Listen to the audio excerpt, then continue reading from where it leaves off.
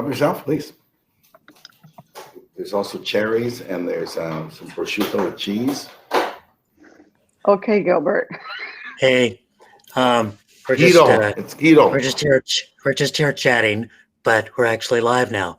So welcome to everyone. You get to know what Gil Cedillo is actually eating for a late breakfast, sort of a treat. Welcome to the final 2 sessions of our 3-day summit on the future of immigrants in Los Angeles.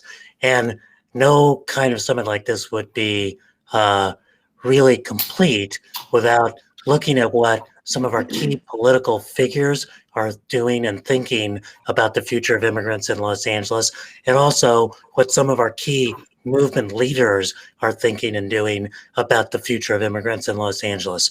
So we're about to have a panel with some of our key political figures, actually many of whom come from movement backgrounds as well.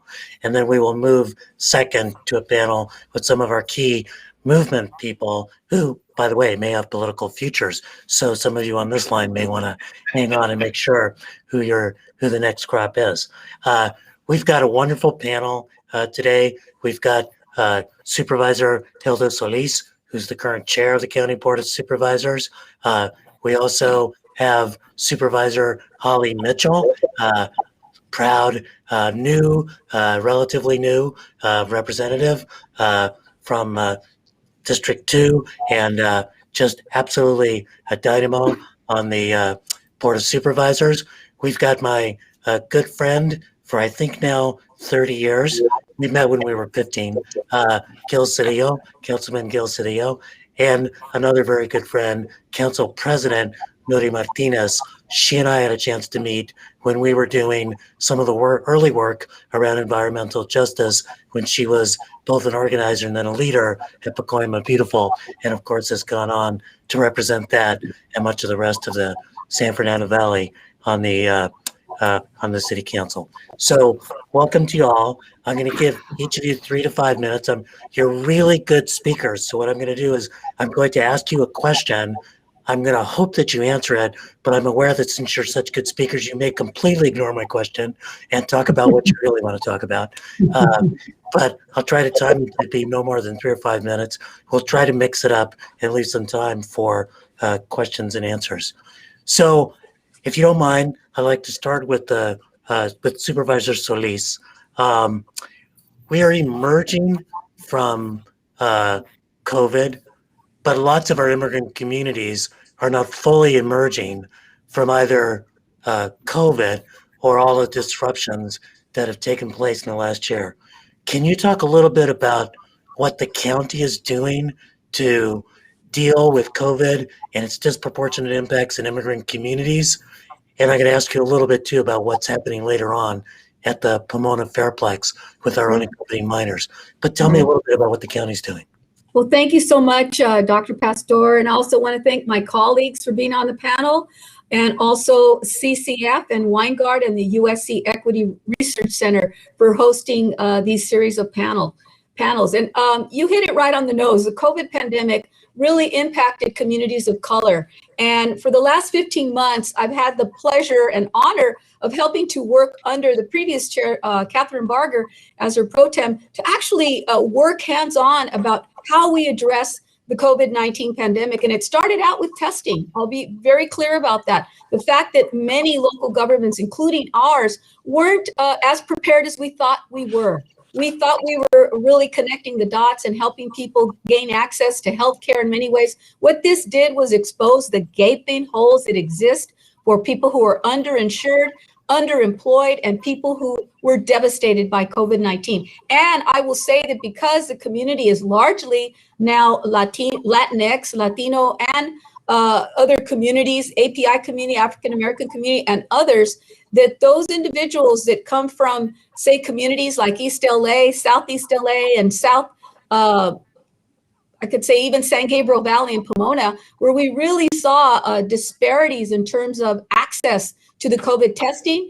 And we saw that also in terms of providing the kinds of services that should have been readily available. One thing I will say, we did get to work with Dr. Barbara Ferrer to help enhance testing right away. And one of the few areas that we received support through the Biden administration was to help open up testing sites and get that out appropriately in a fashion that would target some of the most impacted areas. Had the pleasure of working with also Gavin Newsom in opening up places like Cal State LA that served as one of the big megapods, including the Fairplex. So we initially worked very quickly through our offices to get Department of Public Health and DHS and all of our departments, and including some of our firefighters, and I want to even say lifeguards, because they were all helping us to stand up places like East LA College, where we could be intimately engaged in our community to get the COVID vaccine out, and then secondly, partner with our community-based organizations to do this. I'm very proud of the fact that we were able, even with the vaccine coming online as late as it did, to try to really bump up the capacity and also the access. And a lot of that we found out was that many in our community didn't even have access to our mega centers. So we had to be really creative and utilize mobile units to go out. And we did that. And we worked with our community-based organizations in Sella. We worked with the Sella Collaborative. We even opened up better partnerships with some of our cities. The city of Bell helped us actually identify opening up space in their city hall. And we were able to vaccinate on any given day 600 people. Can you imagine doing that with a mostly immigrant community that really lacked, I think, access to information and also access to locations? We worked very hard, and I want to say very quickly, also to make sure that we partnered with our community-based clinics, Oscar Romero Clinic, Altamed, with Proyecto del Barrio, St. John's Wellness Program, all of our JWCH programs, and really tried to get out there on the ground. I think one of the biggest obstacles for us is that we had to work quickly because the pandemic was hitting our communities of color, Latinx, by far, I would say, at a rate of 3 times higher than any other population. And then now you're seeing those figures changing a bit, but it took a lot of work. And now I'm happy to say that we were able to help lead in that manner. Do we find that we have new lessons to learn? Absolutely. And I think that we've become more nimble, more efficient, and actually more bold in our way of determining the kind of leadership that has to occur at the local level. We didn't do this alone. The county had well over, I would say, maybe 500 different partnerships. So we engaged unions. We even did vaccinations at the port site. We also went to religious, faith-based organizations. We also went to union halls, and we also made it a point to get out to our schools now. And that's where the next, I think, area that we have to focus at our schools, because many of our youngsters between the ages of 12 and 18, Latinos and particularly Latinx males, are not coming in to get that vaccination. And we have to do a better job. All of us that have gotten vaccinated have to talk about what that experience has been, what it has meant, that we're able to be actually determining our future, our livelihoods, and for our own families. Great, So thank you very much. I'm gonna turn to the next person. I think one of the reasons why I was selected as a moderator for this was they thought that I might be able to cut some of you off so we can move on. You have no political aspirations. By virtue of friendship and just force of will. I'm gonna go to Nuri, then Holly, then Gil. Nuri, Council President Martinez, Supervisor Solis has talked eloquently about the kind of partnerships that were in place to eventually respond to the inequities that were revealed by COVID.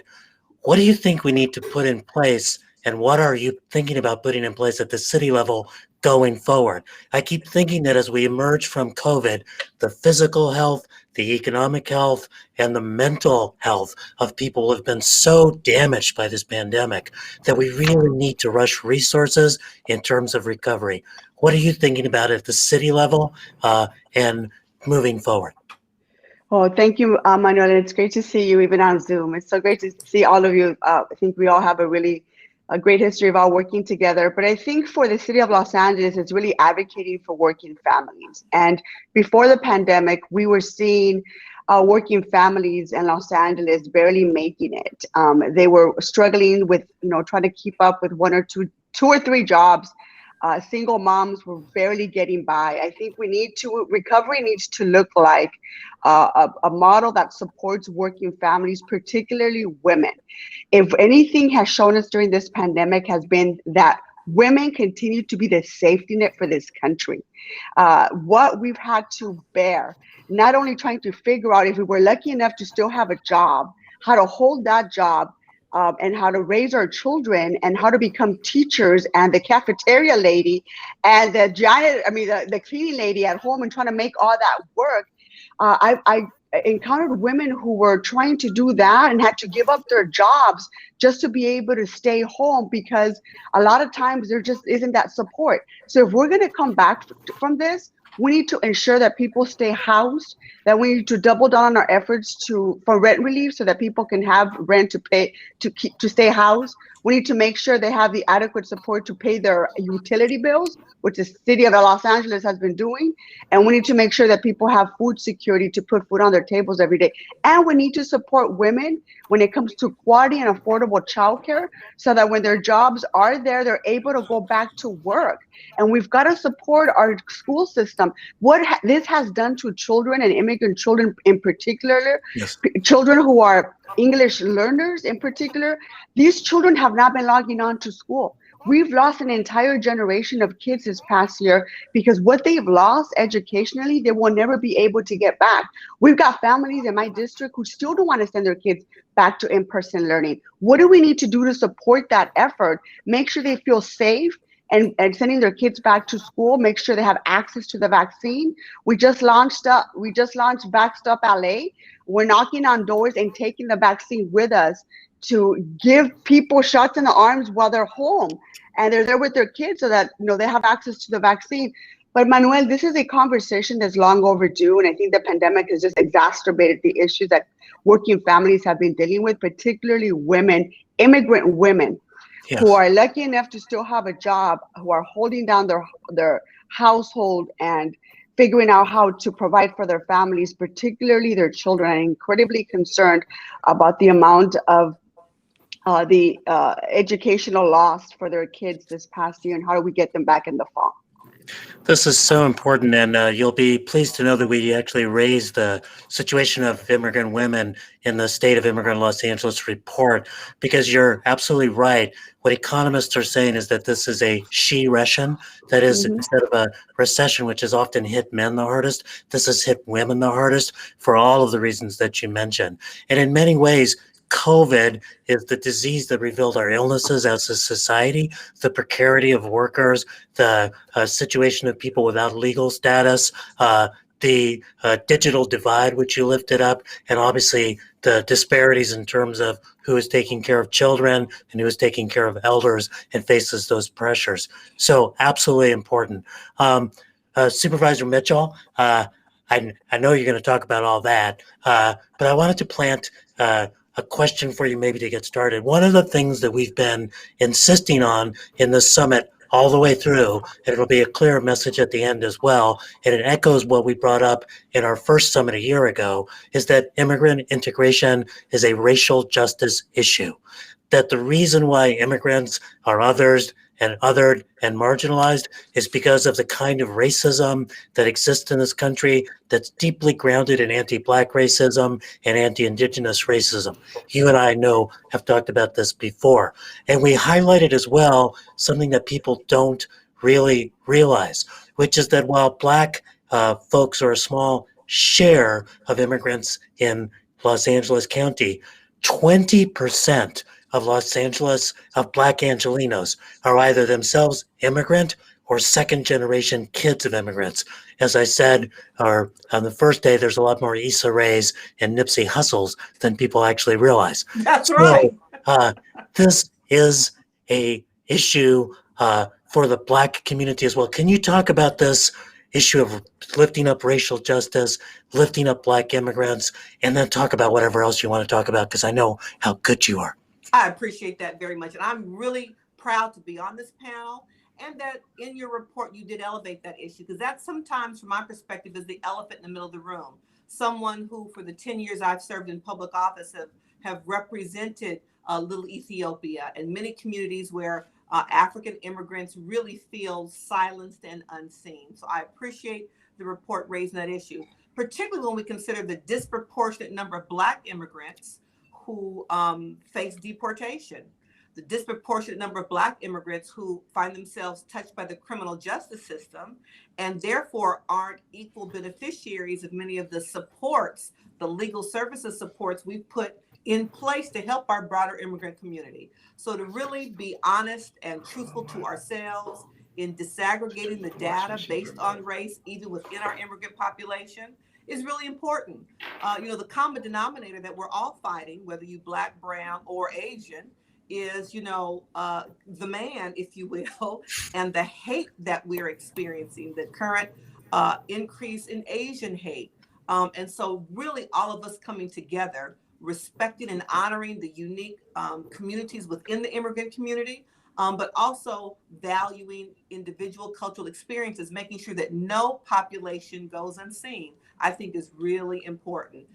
This notion that a disproportionate number of Black immigrants are touched by the criminal justice system is something that we really have a responsibility to unpack, acknowledge, and make sure our supports, systems, and programs we put in place support them as well. I wanted to just share one experience I had just yesterday that I think also cuts across all of the issues we want to talk about today, particularly as we talk about COVID, the disproportionate impact it's had on us, and what we must do at the local level of government, represented here today, the county and city, to make sure, since the federal government won't allow us in many instances to use federal dollars to support our undocumented brothers and sisters, we have to step into the gap as local government. I had the opportunity to spend some time with Secretary Yolanda Richardson. She's Secretary of Government Operations at the state level. And she has funded, brilliantly I might add, community-based organizations to do what all of us on this panel knows works in our communities.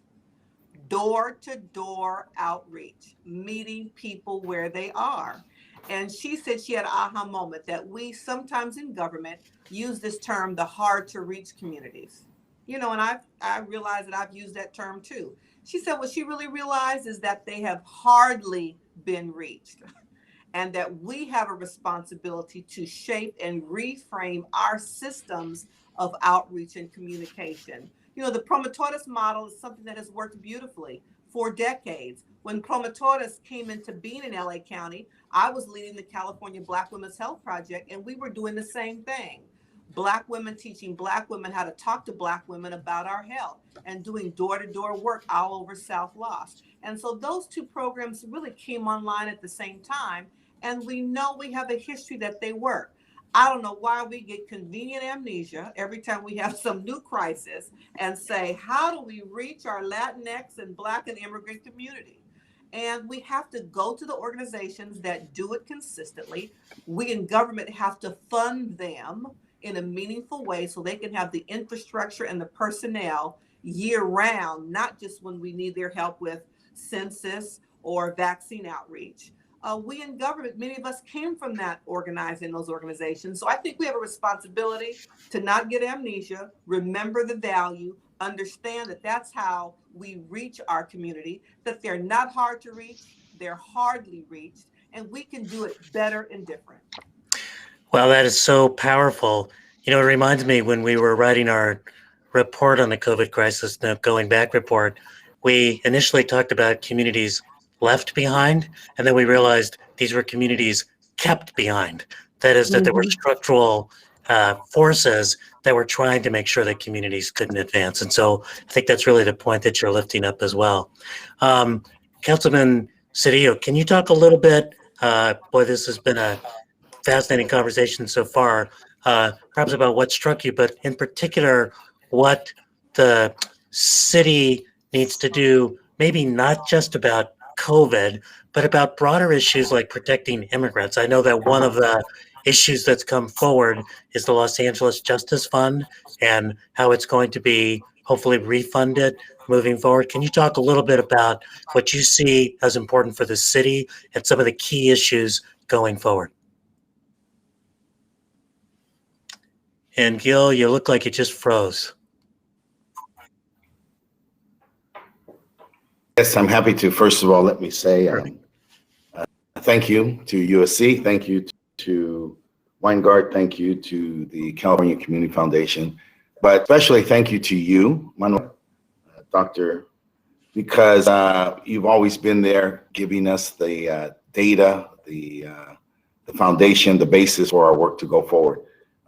My staff and I and you met at the beginning of the pandemic, and you were able to tell us exactly in precise numbers what we already knew, the density, the adverse impact, and what were the structural factors, from Wi-Fi to the number of people living in an apartment to questions of transportation, et cetera. So I want to thank you. Then I want to note, and I think it's important to keep a context on this. This is an extraordinary conversation. I'm proud to be part of this panel. And I think back to just, I think it was last year before COVID, we celebrated the 25th anniversary of Proposition 187. This conversation is amazing in the context that a mere 25 years ago, we lost a proposition that tried to deny rights to all immigrants. And so now you're looking at the president and two supervisors, the president, the chair of the board of supervisors, the president of the city council, who's just a joy to work with. We're all on this panel to talk about how we service, organize, and represent immigrants in our community. And it's extraordinary. And I think people need to understand that so that they can get a sense of progress and how history is made and how we go forward. In my district, it's perhaps the most immigrant district: Mexican, Central American, Korean, Chinese, Vietnamese, and Filipino. And so this question is our first question each and every day as we go forward. There were the things that the city must do in terms of servicing the immigrant community. And that's tied to the points that the president mentioned, from how we deal with rent subsidies. Yesterday, we passed a very progressive anti-tenant harassment ordinance, and I thank her for her leadership. But we did one that was also thoughtful about the 85% of people who own apartments 10 units or less. This is intergenerational wealth. These are people's retirements. This is stability and certainty in our communities. And so we move forward with a anti-harassment ordinance, but one that was also thoughtful about the role that these small home providers play in our communities. We organize in our community. Obviously, we march. We continue to march. We continue to work with community organizations. And then we need to continue to represent our communities. So we have as a policy response, we have a Department of Human and Civil Rights that we need to fund fully so that we can deal with this as we go forward. We have a committee on immigration led by one of the big organizers of the March Against 187 and that movement. Kevin De Leon also has been involved in politics recently. People know him well. He's the chair. We are moving on the Justice Fund.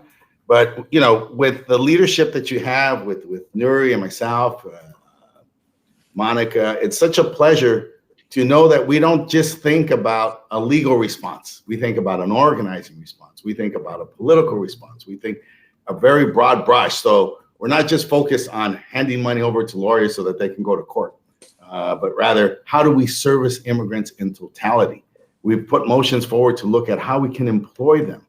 Why is a doctor not a doctor once they cross the border and come here, right? Why is a person who's a nurse in any Asian or Latin American country not able to be a nurse when they come here? We're looking at how is it that we can integrate these incredible resources into the main fabric of the city of Los Angeles. And so we're constantly pushing that envelope. But let me close with the final thing, though. I think, and I had this conversation with our new director of our Department of Human and Civil Rights. At some point, though, and I'm going to be very candid with all of you, I had this conversation with the president yesterday. We are so happy to be beyond the Trump administration. We hope that we are beyond it. We are very proud of our representatives from California, Senator Padilla, Javier Becerra, and of course, a friend, the Vice President, Kamala Harris. But I have to tell you that the articulation of the Biden-Harris program as represented in Guatemala and Mexico is outrageous. It's unacceptable. It's a doomsday scenario for the administration. It is hostile and antithetical to the values that we hold, both in this country as a nation of immigrants, and particularly at this moment as Democrats who are in the position of governance. We should not mimic, we should not continue 1 second forward the Trump program.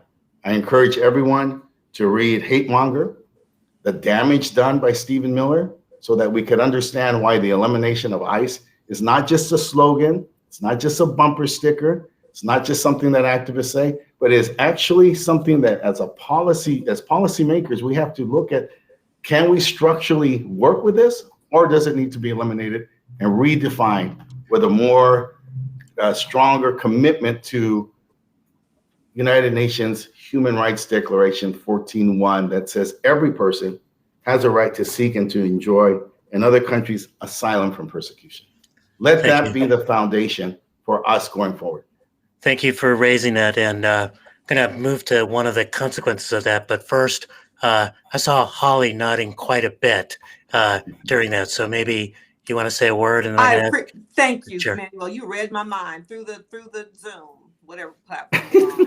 I just wanted to add, I completely agree with what Gil said, and I wanted to add that our current administration, who we all are relieved are there, also had a very similar, in fact, the exact same policy and punitive language toward Haiti and Haitian immigrants several months prior. So this is a perfect example of why this panel, the complexion and compilation of this panel and the conversations we're having is so important, because it really, it's cross-cultural, and it's important that we name it and call it out for what it is, because the same language the president used with regard to Haiti and Haitian immigrants, we have heard repeated just recently, as you articulated, Gail. I couldn't agree with you more. Thank you very much for raising that. And the cross-cultural nature of this panel is also seen in the fact that Supervisor Mitchell talks with her hands like, como una latina, por seguro. So I just love it.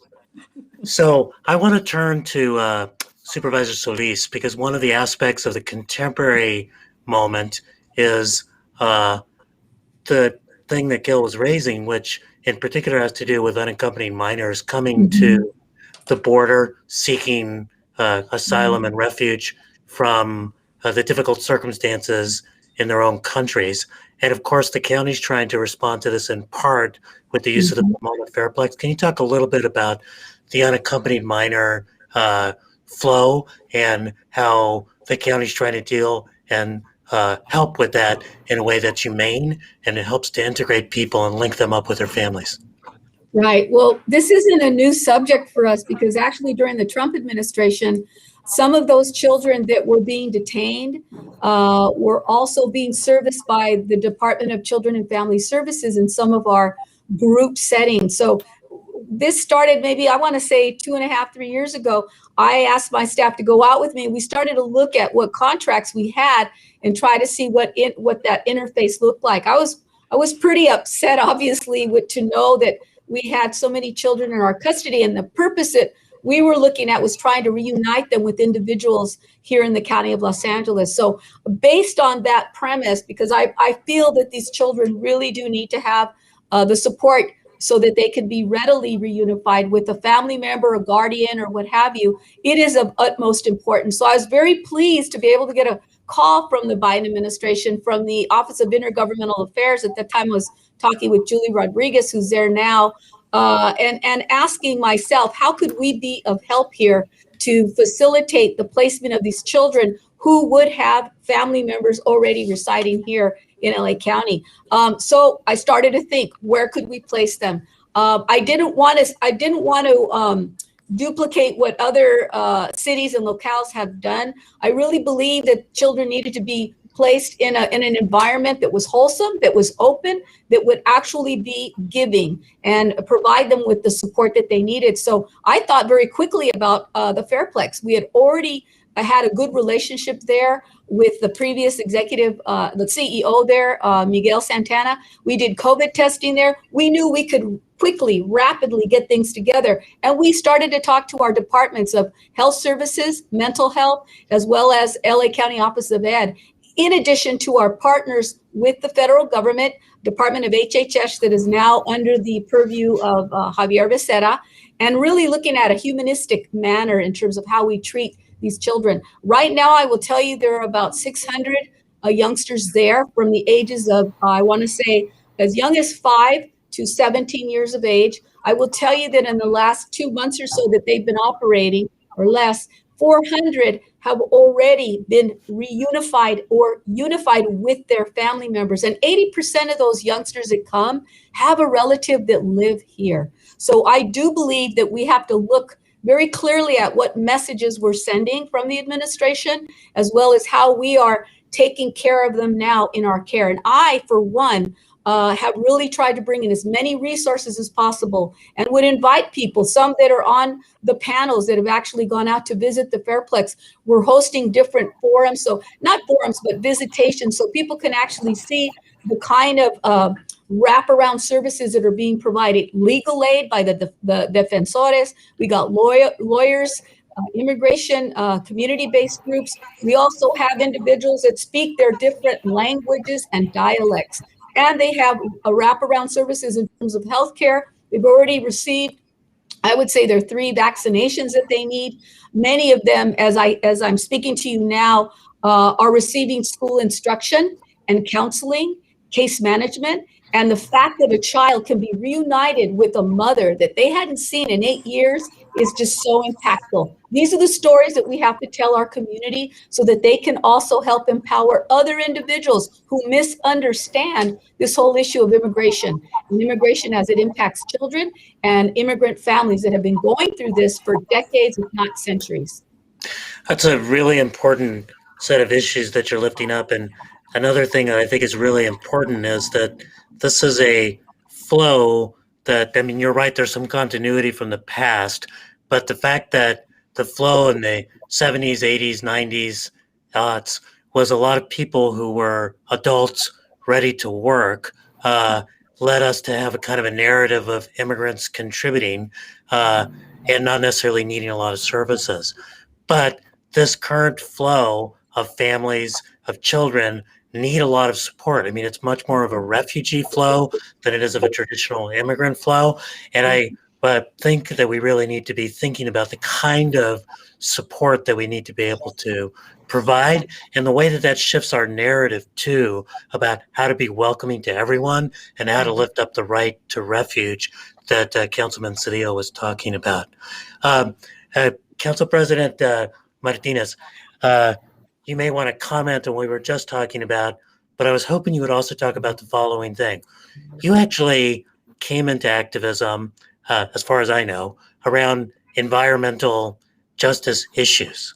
And then when you started your comments, you talked about worker issues. One of the things we're trying to lift up in this summit is that immigrant integration is not just about immigration. It's about workers, it's about the environment, it's about schools, it's about everything. That immigrant integration is everyone's business and it occurs in every realm. Can you talk a little bit about that? So can you hear me? Because I think I muted myself. You can hear me. So being undocumented should not exclude you from basic worker protection. And that's really important for us to talk about. About 35% of the LA County's population is immigrant. And so immigrants not only need to be worried about housing security and clean air, because most environmentally impacted communities are communities of color and immigrant communities, but they're predominantly, immigrant, but they also need access to, quality childcare. They need access to basic technology or internet for their kids, healthcare, safe transportation to get to work. But the worker protection piece is something that we're constantly having to advocate, because oftentimes our immigrant community gets exploited. And during the rounds of stimulus money that came coming from the federal government, one of the things that Gil and I continue to advocate for is to make sure that these monies were going directly to, that immigrant families had access to this money, because so many of it is restricted. And so when we talk about food security, when we talk about access to rent relief, your access to be able to pay for your utilities, access to childcare, Gil and I, we were deliberate about turning some of our neediest parks in our district into hubs for families to be able to drop off their kids and have distance learning in case the families did not have access to internet, in case they didn't have access to childcare. All these things are important for people to get back to work. But more importantly, we have to continue to advocate that our immigrant community, our workers, are not being exploited or being taken advantage of. And there's so much fear in the immigrant community right now. I mean, there's fear to access to testing. There was fear to access to the vaccine. There's fear to access to a lot of these programs that they have every right to apply for. And they're afraid to send their children back to school because they don't want to contract COVID. And so the fear that families are living with, it's just being exacerbated by the conditions and by which we've treated the immigrant population in this country. And so we need to do a better job of standing up for them and making sure we're fighting with them, making sure they have the legal protection to not only protect themselves at work, to protect their wages, and so forth. So Manuel, I think it's an ongoing conversation. I think COVID has just exposed what we all have been growing up with. Those of us who have immigrant backgrounds, those of us who have immigrant parents who came here with absolutely nothing, those of us who are English learners and had to struggle through this country's education system. I think these are all things we've all grown up with, and we continue to fight for, but they're challenges. And now that we're leaders and policymakers, we have to make sure that we continue to fight for immigrant rights and worker rights at the same time. Yeah, that so resonates with me, having grown up in the Sanguip in La Puente working class family. And also the other thing that resonates about what you said, as I mentioned in an earlier panel, my wife is the superintendent of the Lawndale Elementary School District. Student body is probably 90% Latino and Black, about the same percentage, free and reduced price lunch. Parents are so scared about sending their kids back. They're right next to Manhattan Beach, where about 80 to 90% of the kids are going back to school. But in her district, it's about 25 to 40%, depending on the level, because the COVID pandemic was so real and so damaging to them. So, Gil, I'm going to move to you in a minute, but when you're on a panel with these three powerful women, you got to go to another woman first. So I'm going to go to Supervisor Mitchell about the following thing. There's a lot of concern, and it ties into something that you were talking about, that the Los Angeles Justice Fund, which has done so much to try to provide representation to people facing detention proceedings, that it will get the support of the county and the city, but that there will still be limits on being able to provide that support to people who have a criminal conviction. Given how racist the criminal justice, I almost never call it criminal justice, it's really an incarceration system. Given the racial dynamics of the incarceration system, that then gets reproduced into the immigration system.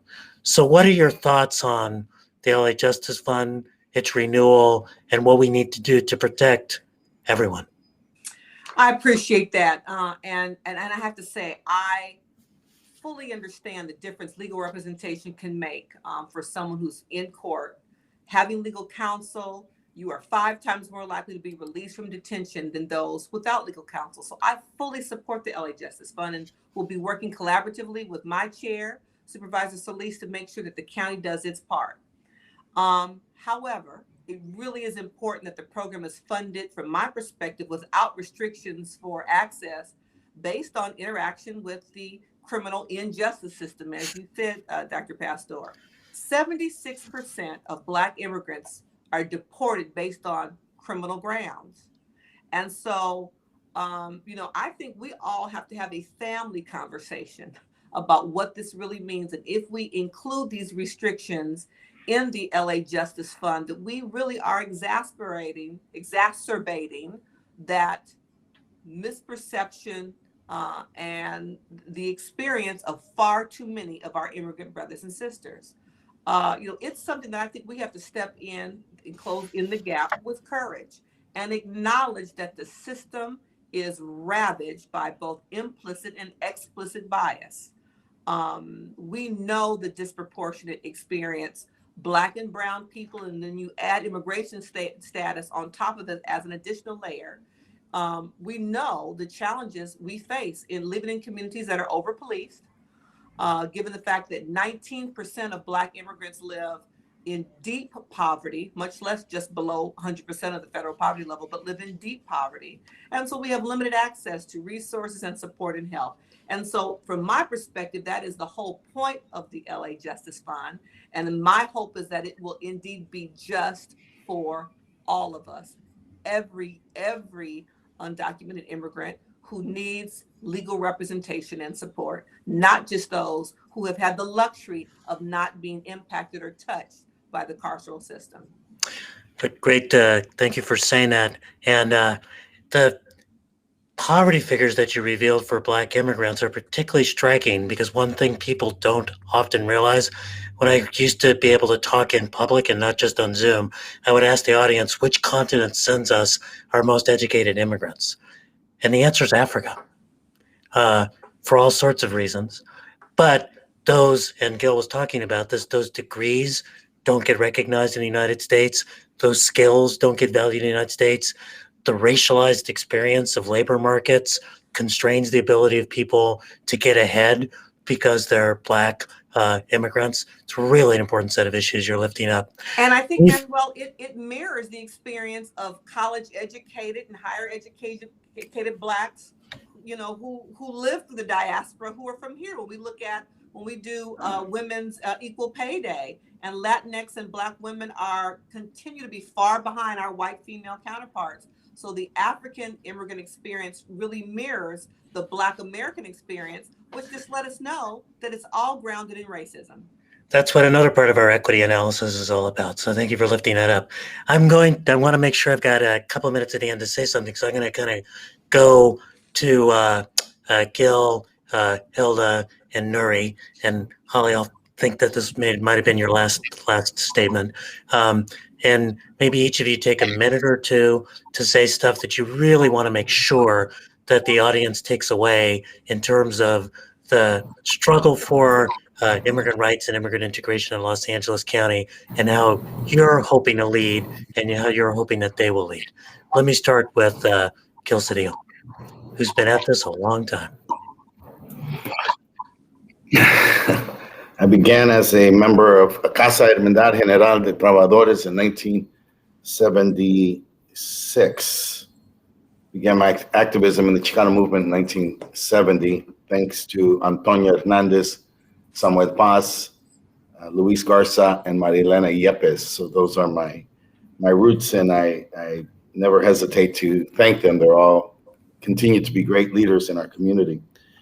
I think, Professor, that we have to have a historical context for this struggle, that this panel and these 2 days, 3 days reflect the appropriate level of discourse that we must take, that the focus on policy is significant.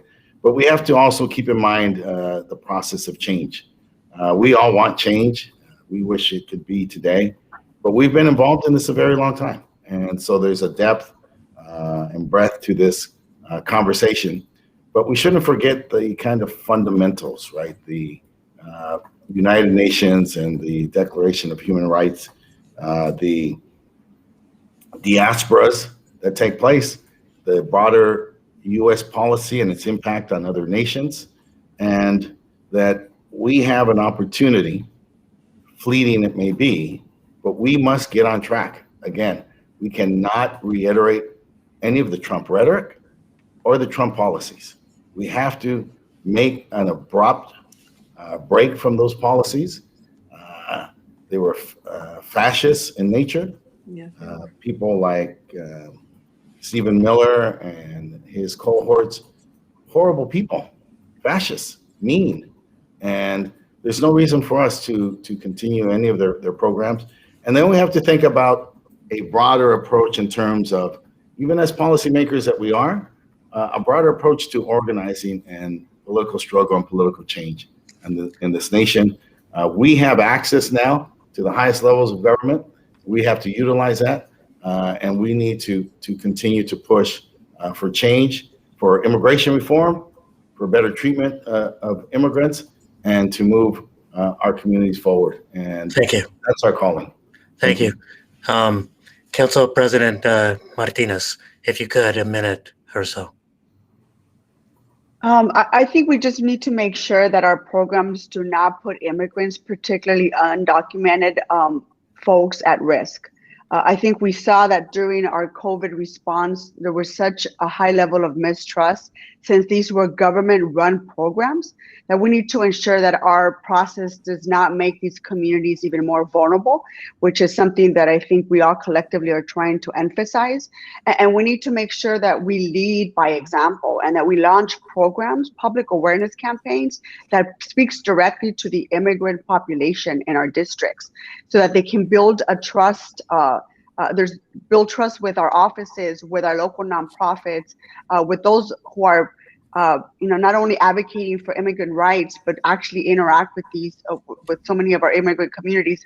And so that, I think, is probably one of my biggest concerns moving forward. And as we recover from COVID, is making sure that no one is left behind, but particularly the immigrant community feels protected and feels they have a voice at City Hall that can speak up for them, and making sure that our programs that are going to help everyone, particularly are tailored to their needs. And so that's one of my biggest concerns moving forward. And I think Gil and I working really hard to make sure that they're represented, but more importantly, that this trust issue is once and for all resolved, and that we continue to meet them and their needs in their community. Thank you so much. Supervisor Solis. Thank you. Just want to say that for me, equity is really the word for me for the rest of my tenure as chair, and making sure that we don't just look at how we distribute funding. We've been able to use our CARES Act money, and now we're going to be able to use the other tranche of funding coming through, but we have to look at it in terms of needs assessment and where the real PowerPoints and lack of diversity in terms of funding opportunities, job opportunities, housing, homelessness. And I think that we got to get away from this formula of divide by 5, the County Board of Supervisors. We really need to look at where poverty is. And if we are indeed and in fact the safety net for the County of Los Angeles, then we should be using those metrics to do that. I hope that we can bring down homelessness. The largest population or number or ethnic group now is Latino. And we're also the ones that are incarcerated in probation camps. Our youth are there. The ones that are failing in school are our kids. So we have to turn that paradigm around, and it makes meaningful change that's going to require putting action and dollars there. I'm totally happy that we have a new board, that we're going to be looking at reforming how we provide more funding towards the Los Angeles Justice Fund for people who were incarcerated. We didn't have the votes the last time around. Now we have a diametrically different board, which I'm very happy about. And knowing that we have much more to do to create better jobs, apprenticeship programs, making sure that we skill up, that we bridge that digital divide, and that we also make sure that we do have robust opportunity for everyone. And it should not be based on your zip code or your educational attainment level, because I too was one of those kids that grew up in La Puente who was told very early on in age that I couldn't amount to anything and that I was not college material, and therefore opportunities were very limited for people like myself. If I believed that for one day, I know I wouldn't be sitting here, and so privileged and honored to have served in the different roles that I have and continue to fight for our immigrant and our Latino families and all of our communities of color, as well as for women. So thank you. Gracias. Mi compañera de La Puente, also not college tracked, not aimed for winding up becoming a distinguished professor of sociology at USC. So here's what I'm taking away as we move to the next session from each of you, particularly from these last interventions. From Supervisor Mitchell, that all of our thinking needs to be rooted in racial justice and challenging racism and bias and seeing the way that that replicates across systems. From Councilman Cedillo, that we need to be impatient in our demands, but we also need a patient strategy for building power over time to really change things.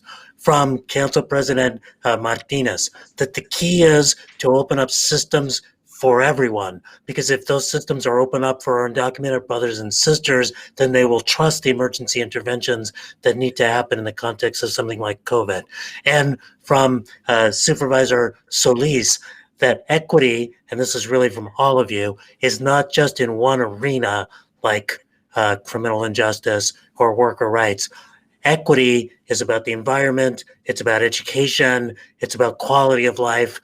We need to bake equity in from the beginning rather than sprinkle it on at the end. It has to be fundamental and not an afterthought.